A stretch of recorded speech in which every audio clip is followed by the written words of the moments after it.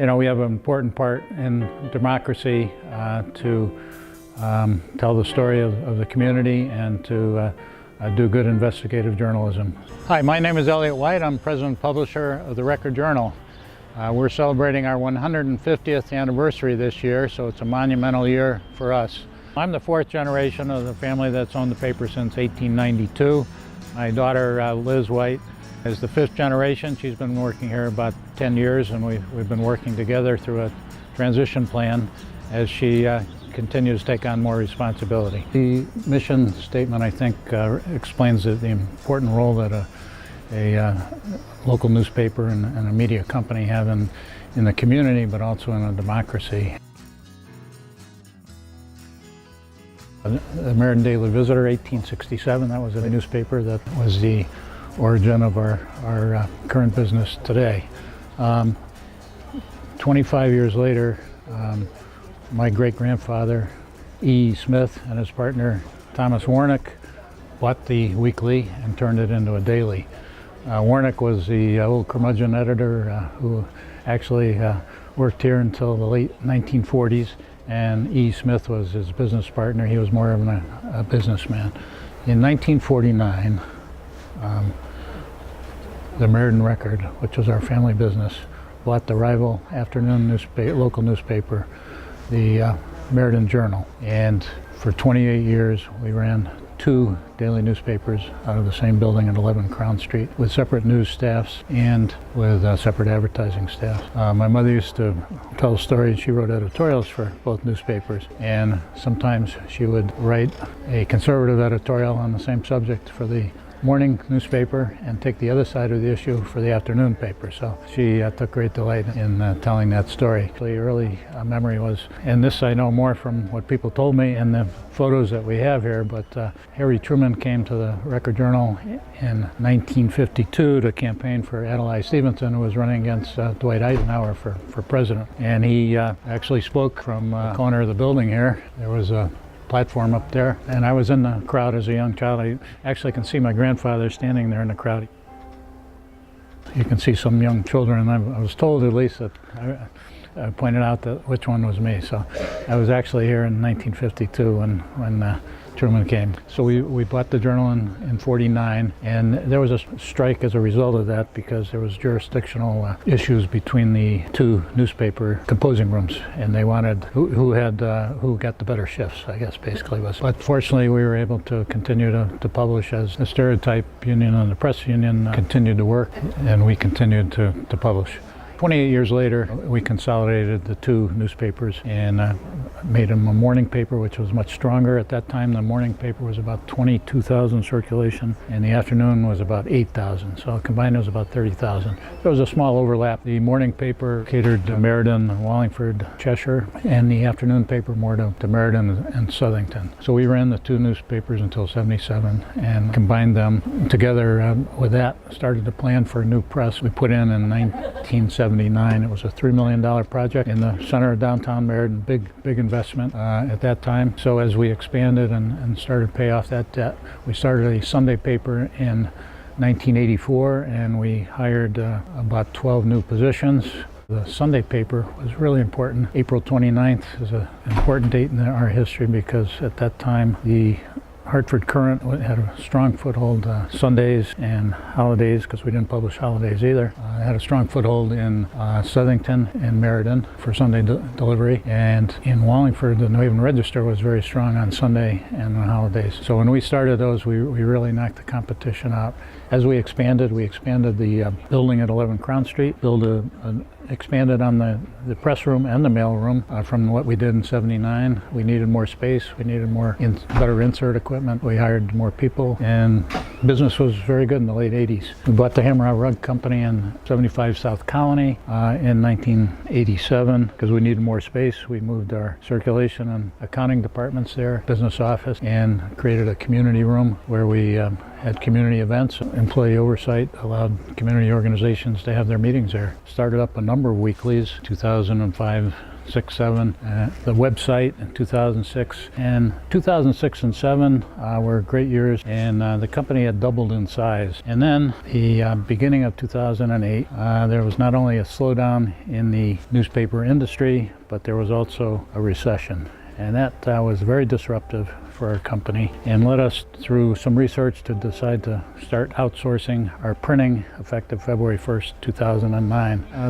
The change from printing our own product to outsourcing was a very difficult decision to make, and we had to close down our press room and our mail room. But it became apparent in the newspaper industry you were either going to be a printer of any product, or you were going to, and other businesses, or you were going to outsource, because the economics to run a press for a couple hours a day just was no longer feasible. But what that led us to be able to do, not only the savings in printing, but also the reinvestment in capital equipment, which was required in order to remain modern in our printing and our distribution facilities. So at that point, we had accumulated an amount of debt that was necessary to concentrate on and control expenses. And as we moved into 2015, I kind of combined the last phase here with the sale of the Record Journal building in 11 Crown Street, which was really set up by no longer using the press and eliminating the press.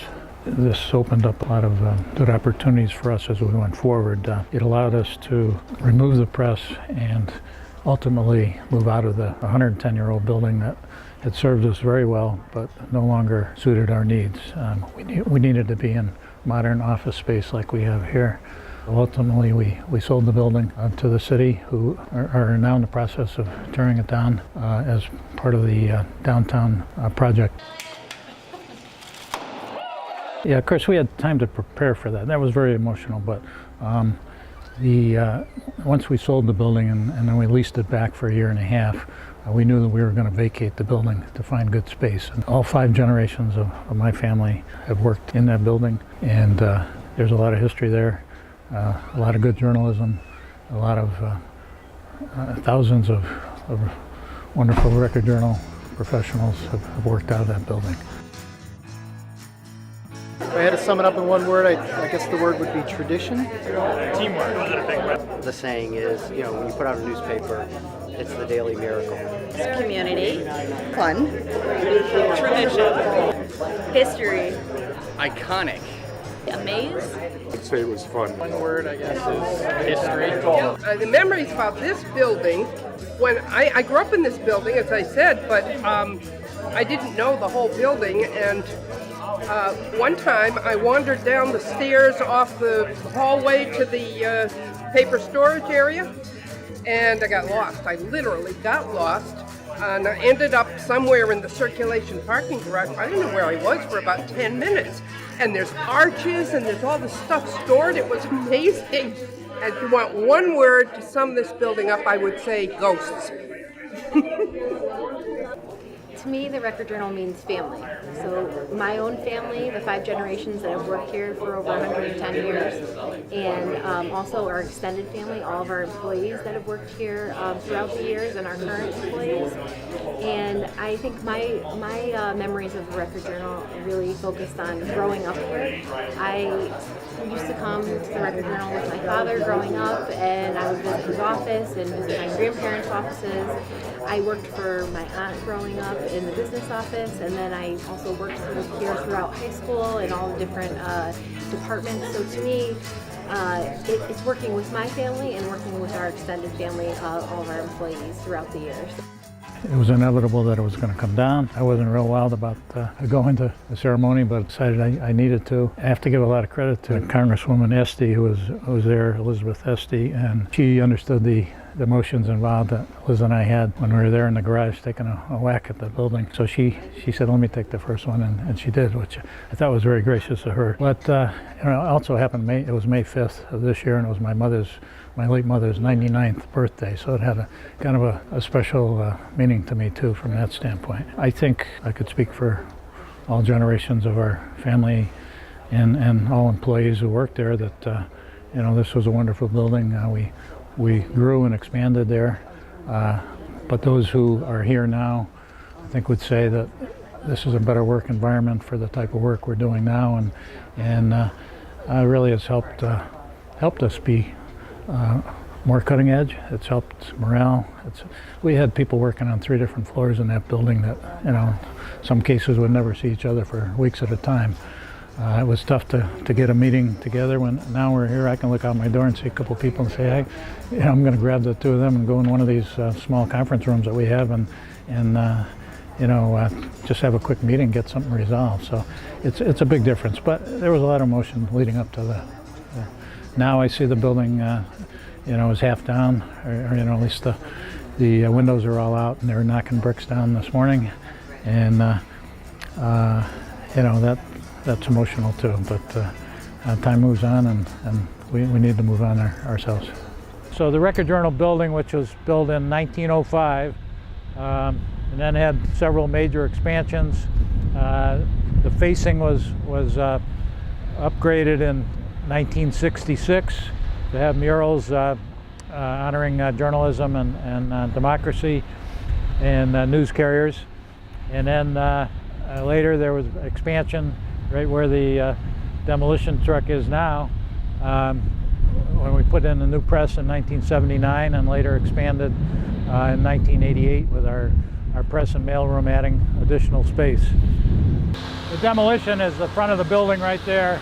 This equipment here is eating into the roof of the former newsroom. You know, emotional to see it come down. I moved past that and realized how important it is for us to be working in good modern space that is more useful and current to what we need to do.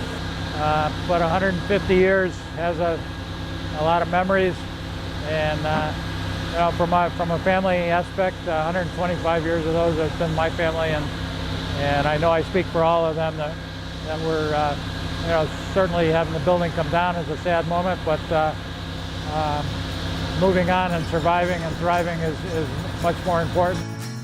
We're standing here in front of Record Journal headquarters. We moved in here October of 2015. People take a lot of pride in their work, and we have made a lot of change in the last few years to become a broader-based media company and to reach more people in the community in different ways. So, you know, the innovation that our people here, our employees have been able to obtain is really important to the success of the company. I feel so fortunate to be part of this dynamic industry in the 5th generation of this family business. Our team has worked really hard to transform into a multimedia company by embracing change and loving it. And we truly mean it when we say the future is bright with lots of opportunity, and we're excited about the next 150 years.